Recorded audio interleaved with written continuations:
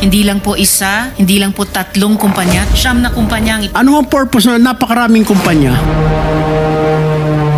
Ganun po ba ang SOP ninyo? Magtayo na lang ng ibang kumpanya para makasali kaya dumami ang kumpanya nyo? Po, yung ibang companies po, we've divested from those companies. So I am directly lang with Alpha and Omega. Vested. interjection, Mr. Chair, with the permission of Senator Erwin. Go ahead. Hindi lang po isa, hindi lang po tatlong kumpanya, siyam na kumpanya ang ipapakonfirm ko sa inyo na actually kayo-kayo pa rin po ang may-ari. We have information na listed pa nga bilang beneficial owners sa disclosure ng St. Timothy, si Maria Roma Angeline Discaya Rimando. So they are still connected to those companies. Hindi totoong nag-divest at kung nag-divest man allegedly, hindi pa nila ginagawa yung iba pang mga requirements doon.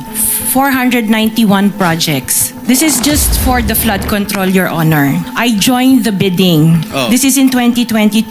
I only got 71 projects from the 491 na sinalinan ko po. For St. Timothy Construction po, we have 145 projects. Gusto kong makapag-flash ng screenshot po nung siyam na calling cards, nung siyam na kumpanyang iyon. Calling card po ni Mr. Curly Discaya na asawa po ni Ms. Discaya. Mag-asawa po, dapat alam po nila in greater detail itong mga kumpanyang ito. Oh, no, no, no, no.